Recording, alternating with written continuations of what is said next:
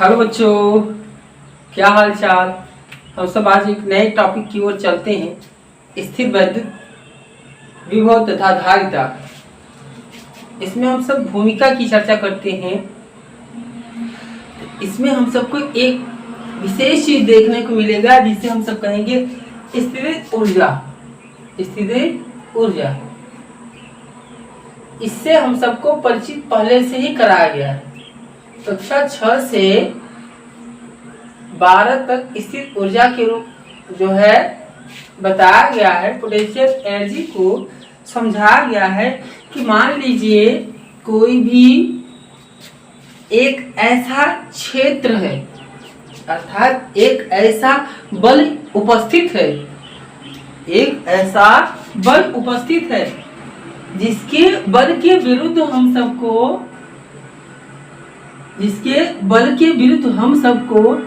एक बिंदु से दूसरे बिंदु तक किसी भी वस्तु को लाने में, किसी भी वस्तु को एक बिंदु से दूसरे बिंदु तक लाने में या ले जाने में जो कार्य करना पड़े, इसी बाह्य बल द्वारा, किसके द्वारा? बाह्य बल द्वारा। अब एक बल ऑलरेडी उपस्थित है यहाँ, एक बल ऑलरेडी यहाँ उपस्थित है, इसी बल के विरुद्ध हम सब बाह्य बल लगा रहे हैं। बाह्य बल क्या लगा रहे हैं? इस बल के विरुद्ध में है ये, इस बल के विरुद्ध में है ये। अब हम सब जो भी इस बाह्य बल द्वारा, ठीक, जो इस बल के क्या है? विरुद्ध में है, तो हम सबको एक क्या मिलेगा? कार्य मिलेगा। इसी बाह्य बल द्वारा एक कार्य मिलेगा। अब समझिए, यही कार्य वस्तु में इन दोनों बिंदुओं के बीच में, यही जो किया गया कार्य, यही कार्य इन दोनों बिंदुओं के बीच में स्थित ऊर्जा के रूप में संचित होगा। स्थितिज ऊर्जा के रूप में यह संचित होगा। हम सब कहेंगे R से P तक ले जा रहे हैं, तो वस्तु P पर जो भी वस्तु यह हम सब ले गए R से P तक, तो उस वस्तु में यह स्थित ऊर्जा के रूप में यही कार्य जो बाह्य बल द्वारा किया गया, इस बल के विरुद्ध यही कार्य स्थित ऊर्जा के रूप में संचित हो जाता है। ये हम सबको इतना परिचित कराया गया। तो इसके अंतर्गत हम सब ने गुरुत्वीय बल को देखा था। गुरुत्वीय बल, मान लीजिए गुरुत्वीय बल उपस्थित है, इसके विरुद्ध हम सब R से P पॉइंट तक किसी भी पिंड को ले जाएं, वस्तु को ले जाएं, बाह्य बल द्वारा कार्य करना पड़ेगा इसी गुरुत्वीय बल के विरुद्ध। अब जो कार्य किया गया बाह्य बल द्वारा, यही इस पिंड में यहाँ पर जब पहुंच जाएगा वह पिंड, उसमें स्थित ऊर्जा के रूप में संचित हो जाएगा। अब जैसे ही ये बाह्य बल को मैं हटा लेता हूँ, क्या कर दिया? हटा लिया, इसको रिमूव कर दिया इस पॉइंट पर जाकर के, तो हम सबको करना क्या पड़ेगा? जैसे ही हटाएंगे तो ध्यान रखिएगा, यह फिर से इसको जो इसी ऊर्जा के रूप में जो ऊर्जा मिली है, इसको फिर से यह इसको गति दे देगा। इसका मतलब इसके हर एक पॉइंट पर इसकी गतिज ऊर्जा तथा इसमें जो निहित ऊर्जा है, दोनों का जोड़ एक समान मिलेगा। हर एक पॉइंट पर जैसे जैसे हम बढ़ाते जाएंगे, इसमें कार्य हम सबको करना पड़ता रहेगा। थोड़ा थोड़ा करके हम सब ले जाएंगे, ऐसा ले जाएंगे कि यह बल और बाह्य बल हर एक पॉइंट पर विपरीत तथा दिशा में क्या विपरीत हो और परिमाण में समान हो और त्वरण न उत्पन्न हो, तभी हम सब R से P तक ले जाएंगे। तो जो कार्य मिलेगा वह स्थित ऊर्जा के रूप में संचित होगा। अब हम सब कहेंगे हर पॉइंट पर हम सब क्या मिलेगा?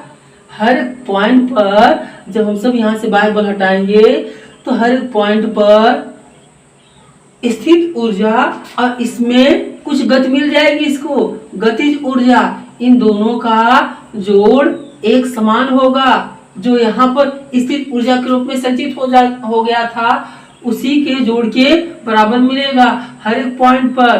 यहाँ आकर के धीरे धीरे हम सब कहेंगे गतिज ऊर्जा, गतिज ऊर्जा हर एक स्थान पर अलग अलग होती जाएगी और यह इनका जोड़ क्या रहेगा, एक समान रहेगा।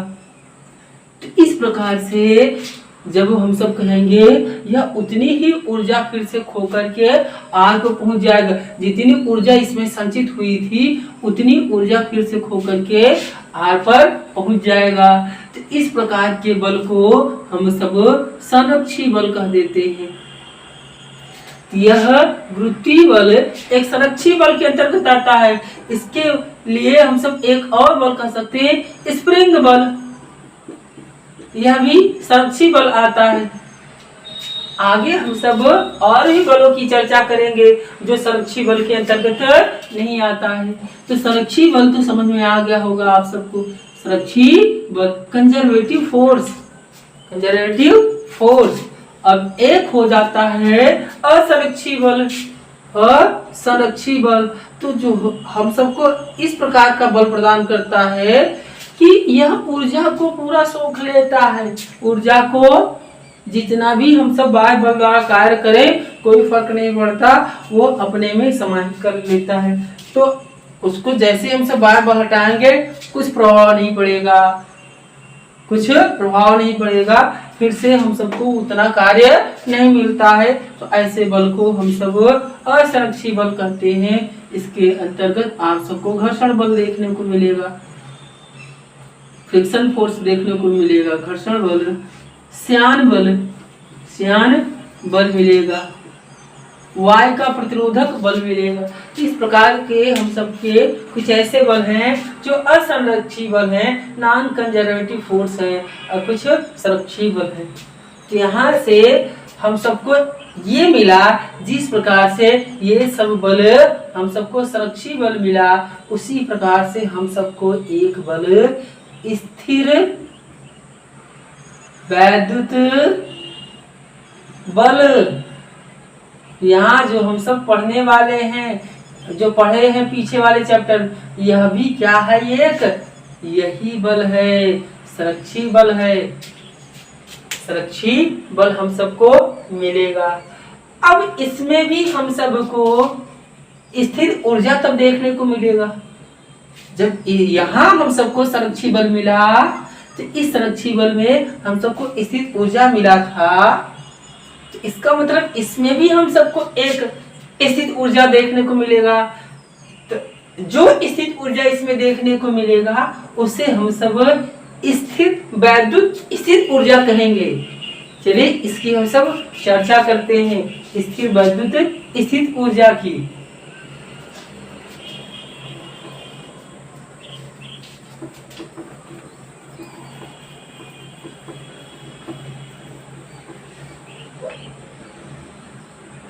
स्थिर ऊर्जा से आप सब भली भांति पीछे वाले क्लासों में आप सब परिचित हो गए हैं। यहाँ हम सब ने अब हम सबको पढ़ना है कौन सा बल, कौन सा स्थिर ऊर्जा, स्थिर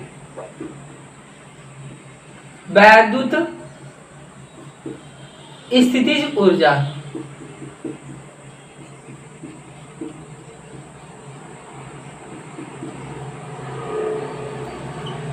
इलेक्ट्रोस्टैटिक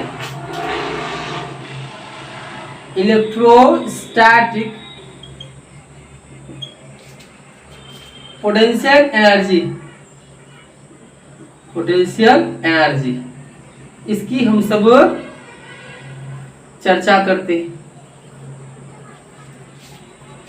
तो यहाँ हम सब ये कह देते हैं, एक आवेश ले लेते हैं, एक आवेश ले लेते हैं, इस आवेश को हम सब मूल बिंदु पर ले आकर स्थापित कर देते हैं, मूल बिंदु पर ले आकर स्थापित कर देते हैं।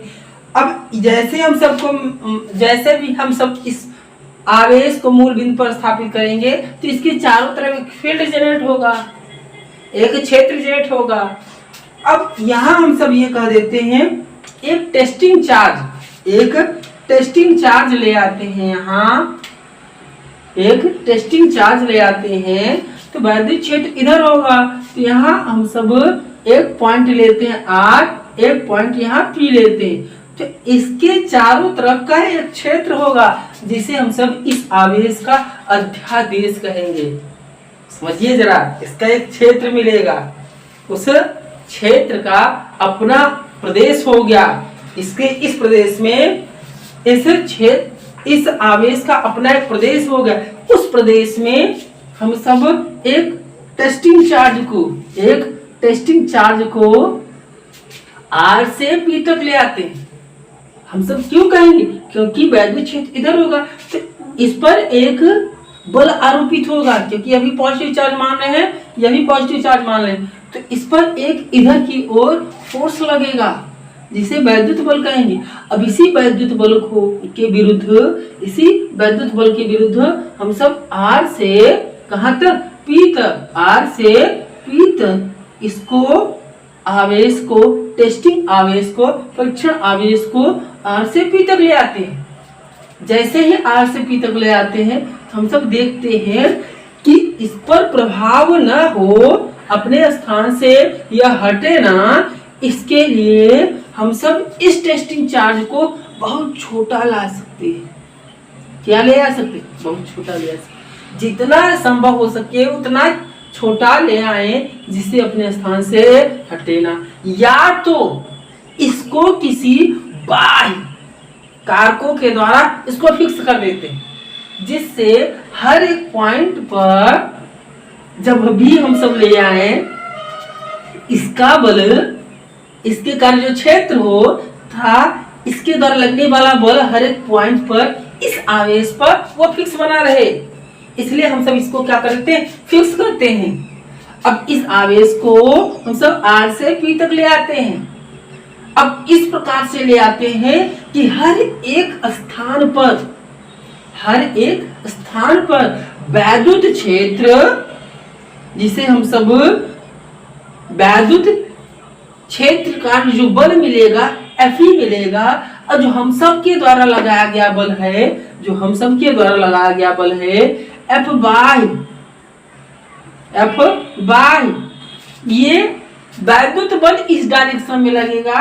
अब बाय बल हम सब इस तरह से इसको पकड़ कर ले आएंगे, ऐसे ले आएंगे, इस तरफ से ऐसे पकड़ कर ले आएंगे।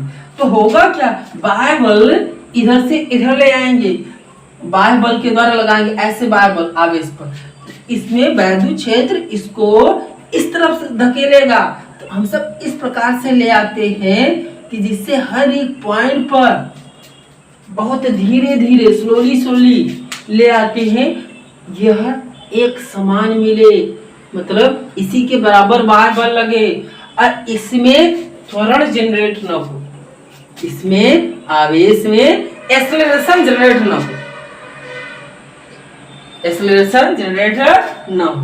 इस प्रकार से हम सब ऐसा हर एक पॉइंट पर वैद्युत बल और बाह्य बल दोनों एक समान उनका परिमाण रहे, ऐसा ले आते हैं R से P। तो हम सबको एक कार्य मिलेगा, वह कार्य इस बाह्य बल के द्वारा मिलेगा। किसके द्वारा मिलेगा? बाह्य बल के द्वारा, क्योंकि बाह्य बल ले आ रहा है।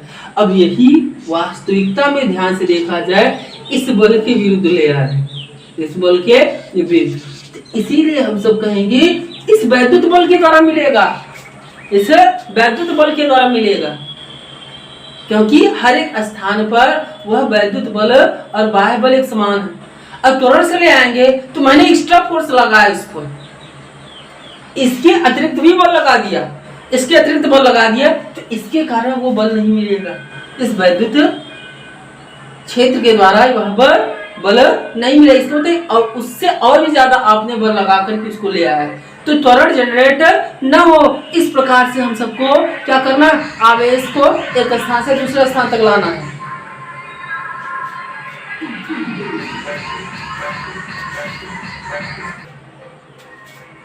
R से P तक हम सब बाह्य बल द्वारा जब भी लाएंगे तो इसकी एक समान, इसमें क्या रहे? वैद्युत बल की समान बाह्य बल ही कार्यरत रहे।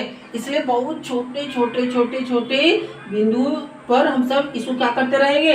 धीरे धीरे इस पर फोर्स अप्लाई करके इसको R से P तक ले आएंगे, बहुत स्लो गति से। हम सब कर सकते हैं अनंत स्लो चाल से इसमें हम सब ले आएंगे। अब देखते हैं तो यहाँ से हम सबको मिले क्या, अब फोर्स मिल जाएगा, जो कार मिल जाएगा W बराबर मिलेगा, कहाँ से कहाँ तक ले आ रहे हैं, R से P तक। मैंने कहा इस छोटी दूरी को पहले इसको यहाँ से लेकर के यहाँ तक,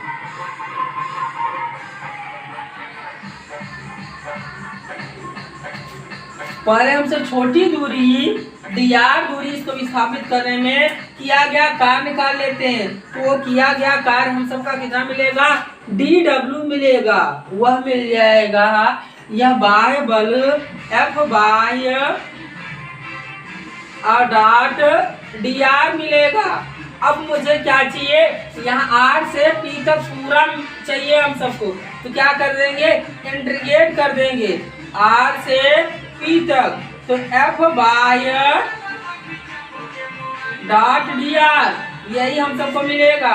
तो F बाय के स्थान पर हम सब जैसे ही रखेंगे तो ये कार्य मिल जाएगा माइनस F, देखिए इसके स्थान पे हम सब क्या रखेंगे, F E डॉट dr मिलेगा।